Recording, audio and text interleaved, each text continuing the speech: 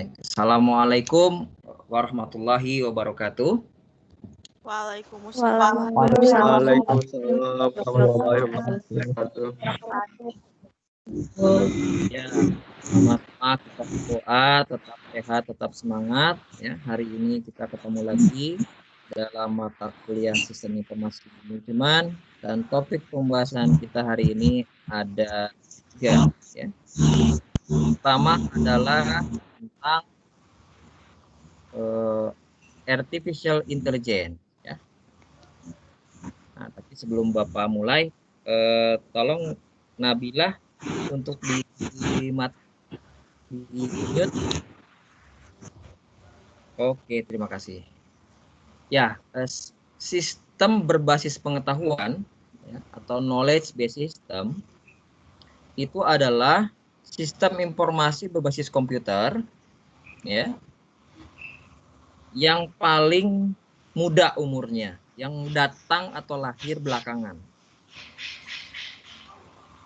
yang dia fokus kepada penyediaan konsultasi ya. Jadi perlu untuk kita ingat kembali ya, sistem informasi berbasis komputer itu ada 5. Yang pertama sistem informasi akuntansi, yang dia fokus pada penyediaan data dan basis data. Yang kedua adalah sistem informasi manajemen, yang dia fokus pada penyediaan informasi. Yang ketiga adalah decision support system, ya, sistem pendukung keputusan, yang dia fokus pada keputusan, ya, penyediaan keputusan. Yang keempat adalah virtual office, kantor maya atau kantor internet gitu ya, yang dia fokus pada komunikasi. Nah, yang terakhir adalah knowledge based system, sistem berbasis pengetahuan. Ini fokus pada konsultasi. Kalau konsultasi berarti tempat kita bertanya, gitu kan ya. Tempat kita bercermin, itu konsultasi. Nah, knowledge based system, istilah itu berkembang. Ada kemudian yang menyebutnya dengan sebagai expert system atau sistem kepakaran. Ada juga yang kemudian mengenalnya sebagai artificial intelligence, AI atau AI. Ini cukup populer nih akhir-akhir ini istilah AI gitu ya. Nah, maka dari definisi AI sendiri sama saja dengan pengertian knowledge based system. Artificial intelligence itu adalah the activity ya, sesuatu kegiatan ya, providing such machine as computer ya. Ya, satu kegiatan yang difasilitasi ya atau yang disediakan oleh mesin, dalam hal ini komputer. Komputernya itu sebagai mesin. Ya. With the ability ya, dengan kemampuan ya, to display behavior, kemampuan untuk menampilkan perilaku. Ya.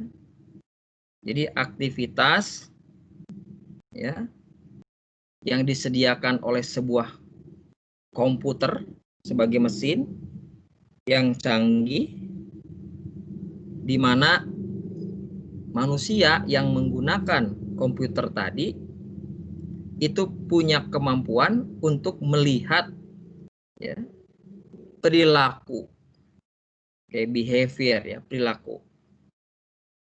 Berarti kalau bicara perilaku di sini exposure-nya yang diomonginnya adalah manusia.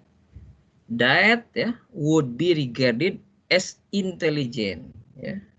Yang mana ya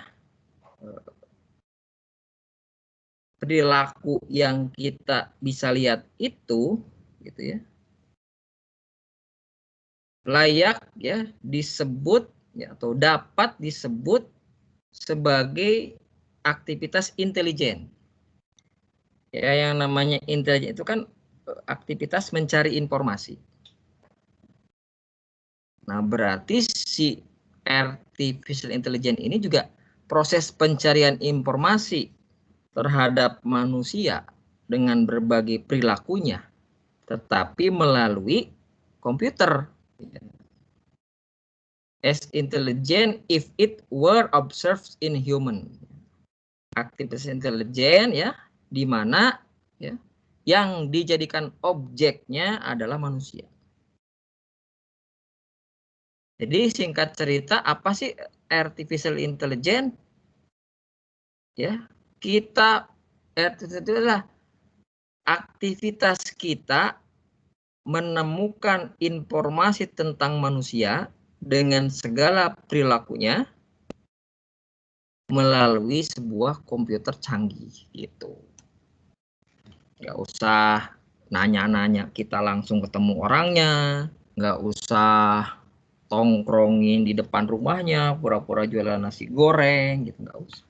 Cukup lewat komputer canggih ya, mesin yang canggih yaitu komputer. Baik,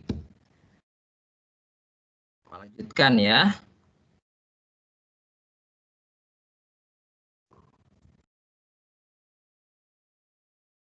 Nah, berbicara sejarahnya, ya,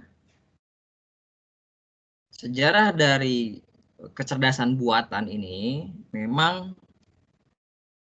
dimulai ya secara early-nya, pertama kalinya itu adalah diperkenalkan oleh John McCarthy. John McCarthy dia memunculkan istilah ini ya, yaitu tahun 1956 dalam satu conference atau pertemuan ilmiah di Dartmouth College. Ya, ya. Itu istilahnya. Nah, kemudian teori secara logis teorinya itu dibuat oleh Herbert Simon, ya, sehingga artificial intelligence itu dari teori logika. Kenapa teori logika? Karena nanti kita itu mengajari komputer dengan bahasa program. Berarti komputer itu diajarin logika. Jika terjadi A, maka berikutnya adalah B. Jika terjadi C, maka yang terjadi adalah D. Jika terjadi E, yang terjadi adalah F. Jika A, B, C terjadi, maka yang terjadi apa? Itu. Jadi komputer itu diajarin oleh manusia dengan bahasa pemrograman logika-logika. Ya. Pada akhirnya Simon ini punya fondasi teori keilmuan tentang kecerdasan buatan ini ya didasari oleh sebuah teori general problem solver. Ya. Nah, kemudian ada setelah melalui 2 dekade berarti 16 tahun ya. Selanjutnya mulailah ada pengembangan sistem informasi manajemen dan sistem pendukung keputusan. Itu ya. Berarti silakan dihitunglah kalau ditambah 20 tahun saja berarti sekitar 1976-an. Ya. Dibuatkan sistem informasi manajemen dan sistem pendukung keputusan. Nah, sampai sekarang ya berkembang menjadi kecerdasan buatan. Nah, di dalamnya itu ada banyak bentuk dari kecerdasan buatan. Ada yang sifatnya learning machine atau machine learning. Ya, mesin yang bisa belajar. Ya, bisa diprogram, bisa diajarin. Ya, bisa dia bisa sebuah software statistik ya. Saya sudah belajar satu machine learning itu untuk statistik ya. Nama softwarenya KNIME. Kalau ditulis KNIME. Nah, itu statistical software ya, software statistik. Bedanya dengan SPSS, bedanya dengan Listrel, KNIME ini ya untuk big data. Karena dia minimal datanya itu 50.000. Kalau 50.000 data, maka si komputer bisa diajarin. Kalau di bawah itu, dia belum bisa berpikir dengan logis. Nah, ada natural language, ya. Ada kecerdasan buatan, ya, dalam bentuk bahasa. Ya, ini aplikasi yang paling umum itu ya kita pakai Google Translate, ya. Ada yang pakai voice, ya, voice translate, itu kan kecerdasan buatan. Kok Google bisa tahu ya kalau artinya when itu adalah kapan gitu. Artinya I love you itu aku cinta kamu.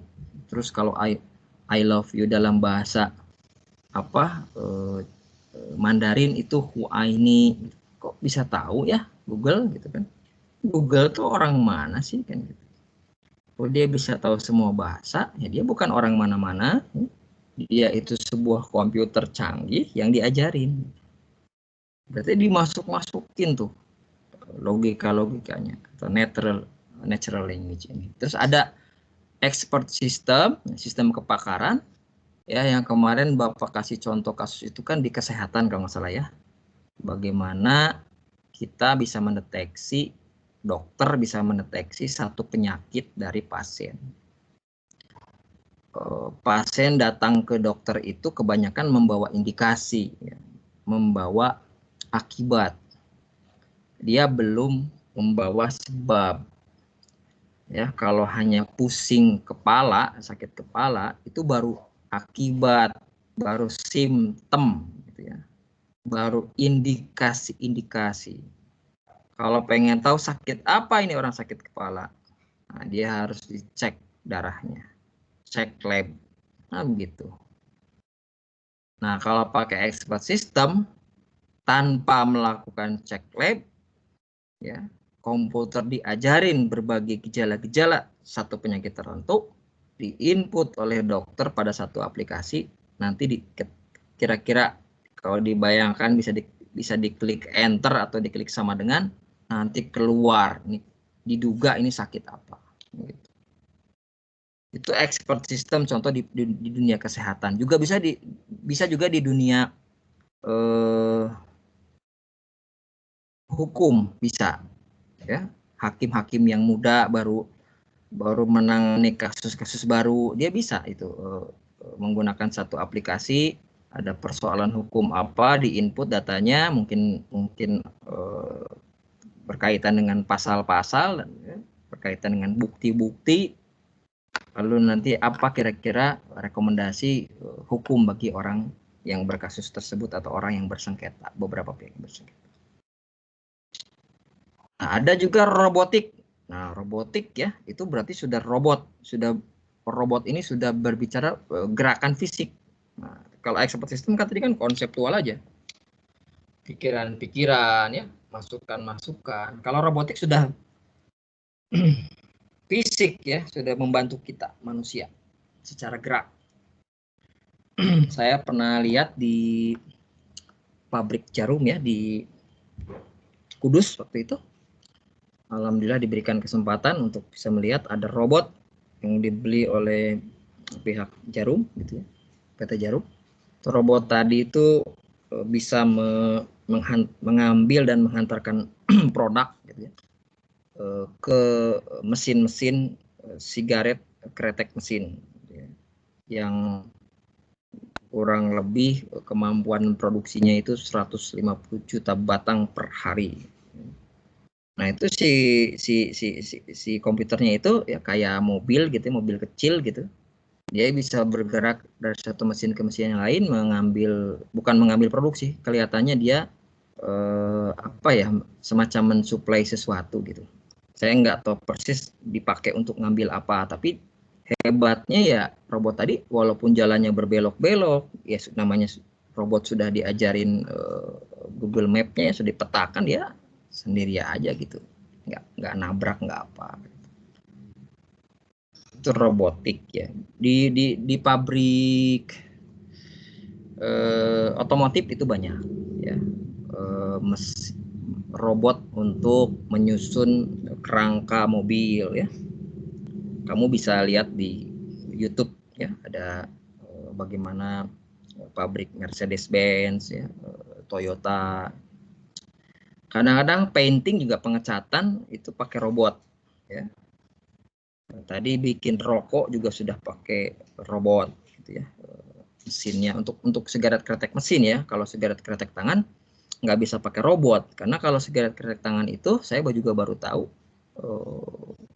kalau rokok kretek itu ujungnya lebih besar dibanding pangkalnya, jadi berbentuk kerucut. Nah itu belum ada mesin yang bisa membuat seperti itu.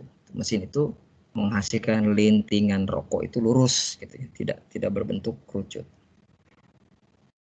Apalagi AI hardware ya, berarti perangkat keras dari AI, misalnya CCTV ya, ada sensor gerak, sensor panas ya. Siapa yang ke toilet di beberapa mall-mall atau hotel-hotel di Jakarta yang berbintang ya, itu cara mengeplas ya.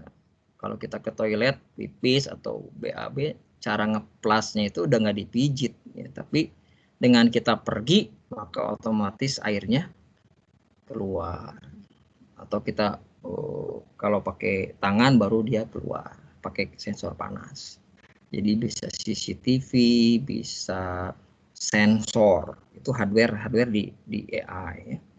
CCTV juga sekarang ada yang sudah diajarkan bisa mengenali, bukan hanya mengenali gerakan ya, tapi sudah mengenali objeknya itu apa. Di Cina itu sudah ada, yang di beberapa negara maju sudah ada CCTV yang bisa membedakan kucing gitu, itu ayam gitu, ini orang, ini monyet gitu. Sudah ada yang bisa begitu.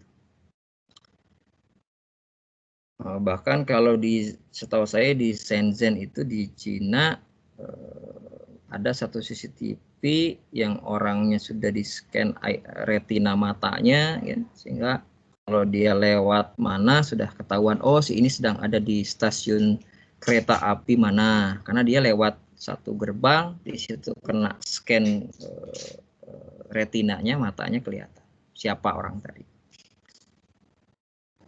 Nah, kemudian ada neural network. Neural network ini hampir sama dengan machine learning, karena neural network itu semacam membangun jejaring informasi, jejaring keputusan ya.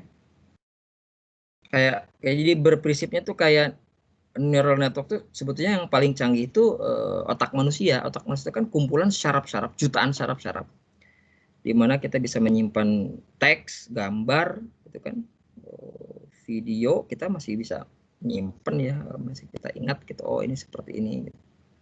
Nah, sampai dia kemudian dijadikan satu landasan berpikir atau kaidah-kaidah pengambilan keputusan gitu ya, decision making gitu. Ini sering, neural network ini sering dipakai oleh perusahaan-perusahaan marketing ketika ingin mengetahui perilaku konsumen ya, ingin mengetahui perilaku konsumen maka menggunakan ini ya. Jadi pada saat dipanggil konsumen, wawancara ya beberapa orang saja, nanti dilihat gesturnya, mimik wajahnya, respon emosinya gitu ya.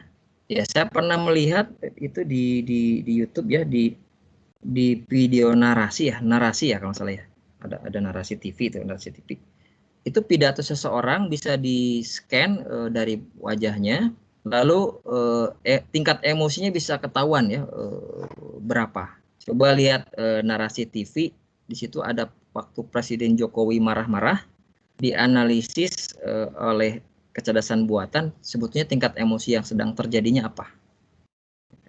Itu ada di YouTube ya, coba dicari narasi TV, analisa pidato Pak Jokowi. Itu kalau tidak salah perusahaannya itu dari Spanyol. Perceptive system, vision atau hearing. Ya. Ini sama, hampir sama dengan neural network, dengan learning, vision ya, pandangan gitu, hearing pendengaran. Ya tadi kalau CCTV itu sudah ada yang bisa menangkap suara, juga bisa melihat secara detail kan itu. Itu bagian dari itu. Oke. Ini sudah 26 menit ya dengan pembukaan. Jadi kelihatannya nanti Bapak akan cut per pembahasan ya. Jadi setelah KBS selesai, kita cut dulu, nanti kita recording lagi. Baik. Apa yang muncul, apa yang terlihat ya, dari sebuah sistem pakar? Ya, apa yang bisa yang feel yang munculnya itu sebetulnya decision ya. Jadi expert system itu pada dasarnya yang diharapkan oleh kita dengan adanya expert system itu adalah keputusan ya, problem solving, gitu, keputusan terhadap masalah. Nah ini modelnya ya, model sebagaimana kita ketahui dia adalah representasi dari sistem yang nyata, jadi lebih sederhana. Nah di sini inputnya adalah expert and knowledge engineer. Jadi kita harus memindahkan kepintaran seseorang gitu kepada mesin. Jadi kalau dihukum nanti siapa pakar hukum yang banyak menerbitkan buku dan kaidah-kaidah hukum. Kalau seorang medical, seorang dokter, siapa dokter yang banyak menghasilkan keputusan-keputusan diagnostik. Nah kalau di sini misalnya kita ingin tahu pelanggan ya, disebutin data pelanggan 50.000 nasabah perbankan ya, kebiasaan mereka membayar kredit. Nah, gitu ya.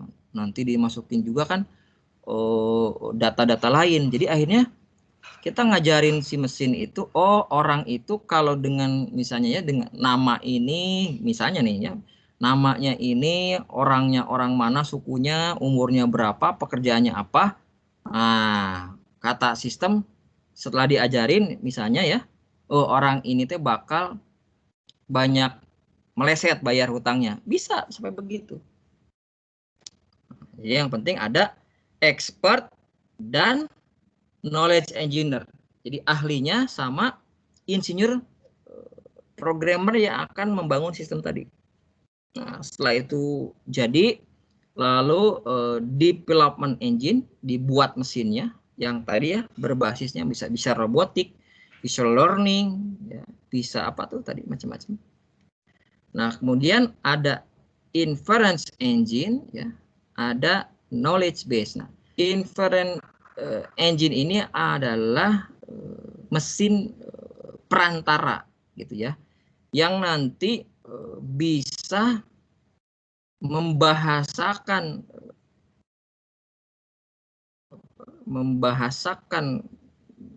bahasa komputer menjadi lebih mudah bagi user interface. User interface ini adalah manusia.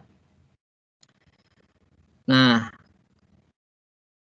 kemudian di sini juga ada knowledge base, ada basis pengetahuan. Artinya, selain kita mempertimbangkan pendapat pakar, kita juga harus menjadikan basis pengetahuan secara umum. Ya, benar dan salah secara umum itu kita juga harus tahu logikanya di sini. Nah, sehingga diharapkan nanti problem domain ya, masalah awal ya, wilayah masalah ini nanti bisa dipecahkan. Nah, di sini panah-panahnya berbeda. Kalau yang biru ini adalah instruction and information, informasi dan perintah-perintah ya. Nah, kayak user ke interface engine memerintah gitu ya. Lihat, user tidak ke development engine, yang bisa ke development engine cuman expert sama knowledge engineer gitu. User nggak tahu ngobrol dengan mesin pengembang ya. karena ilmunya nggak bisa. Nah, yang solution and explanation adalah di sini, hijau ada 2, dari interface ke user interface dan dari user interface ke user. Nah, user interface itu perantara, jadi semacam ya kalau misalnya kalau website itu tampilan website, ya kalau di Android itu menu-menu dalam handphone itu tuh user interface. Kan kita pakai handphone lancar-lancar aja ya, nggak kesulitan kalau mau nelpon gambar ini, kalau mau kirim WA gambar ini, terus letak itu user interface. Jadi user interface itu bagaimana si manusia dengan komputer itu tidak merasa asing. Nah, kalau yang kuning ini adalah knowledge. Ya. Nah, tapi lihat nih, yang paling kunci diharapkan adalah solution and explanation, solusi dan penjelasan. Oke. Ini sudah Bapak jelaskan poin-poinnya ya. Ini knowledge base, ada rule, tadi kan ada rule, if, then, dan sebagainya tentang teori, logika teori. Oke, ini sebetulnya gini, konklusi itu diambil sifatnya induktif ya. Kesimpulan itu diambil secara induktif ya. Induktif itu dari bukti-bukti gitu. Jadi kalau kita bikin kesimpulan bukan dari suka nggak suka dulu gitu, tapi dari evidence dulu, dari bukti dulu. Nah, kalau orang nggak sukanya dominan di awal, nanti apapun yang dikatakan oleh orang lain itu dia akan katakan ya kalau suka. Kalau nggak suka dia akan katakan enggak. Nggak boleh seperti itu. Jadi suka dan tidak suka itu disimpan nanti. Setelah ada evidence baru di sini conclusion. Ini konklusinya satu konklusi ya. Dari 2 kesimpulan jadi 1 kesimpulan. Oke, rule selection, interface engine, forward seasoning. Nah, di rule selection itu nanti ada if and then ya. Ada proses ini nih. Nah, kan if A then B, if C then D gitu ya. Rule 3-nya if M then. Nah, ini ilmunya ini ilmu programmer ya, bahasa pemrograman. Tapi kita nggak harus jago di sini ya, karena kita seorang manajer yang tinggal pakai. Tapi minimal kita tahu. Nah, ini beberapa alur pengidentifikasian masalah. Kalau tipenya adalah the first 5 problem ya. Ada 1 sampai 5 step pengenalan masalah. Kenapa harus sampai 5 kali Pak pengenalan masalah? Ya tadi orang kebanyakan lihatnya gejala bukan masalah. Kalau gejala mah kelihatan, masalah gitu. Misalnya Bapak marah-marah gitu di kelas, itu kan gejala. Kenapa Pak Gugi marah-marah? Nah, itu kan harus digali. Bisa karena nggak punya uang, bisa karena sedang punya masalah dengan istri, banyak masalah kan. Jadi butuh step-stepnya, pertanyaan-pertanyaan. Jadi bukan marah sebagai masalah sebetulnya. Masalahnya Pak Gugi kenapa marah itu. Kalau kita kan seringnya kalau ada masalah tuh langsung stres karena nganggapnya masalah itu sebagai masalah. Padahal itu baru gejala, baru indikasi. Oke ya, ini terlalu teknis. Saya skip. Key suksesnya sebentar saya lihat ya. Saya sampai ujung dulu coba. Nah, neuron tadi kan berbasis otak ya, kayak otak manusia. Nah, ini contohnya agak single artificial neuron. Di ITB itu ya, di SBM ITB, School Business Management ITB itu ada Ibu Dr. Mustika. Dia kepala lab neural marketing ya, marketing neuro ya, marketing secara rasional gitu dari simptom-simptom otak gitu ya. Kebetulan beliau menguji saya waktu sidang proposal disertasi. Oke, jadi secara kesimpulan yang namanya AI itu ada neural network, ada expert system. Kalau neural network itu memang membangun logika ya, serta maksudnya itu dia membangun jejaring seperti otak yang bisa berpikir gitu. Jadi si komputernya itu bisa mikir sendiri gitu nantinya. Nah, kalau expert system itu memang pikiran orang dimasukin ke dalam komputer. Itu ada perbedaannya. Ada batasan dan ada juga ya semacam janji-janji yang sampai mana bisa ditepati dan mana yang kalau 100% promise-nya itu ditepati tepat banget enggak lah ya, karena AI kecerdasan buatan tetap tidak bisa seperti manusia, dan tentang kehidupan dan proses kehidupan, takdir juga kan ada faktor lain yang tidak bisa diprediksi oleh manusia. Ya, saya kira itu untuk pembahasan knowledge based system, lalu expert system atau kecerdasan buatan. Ya.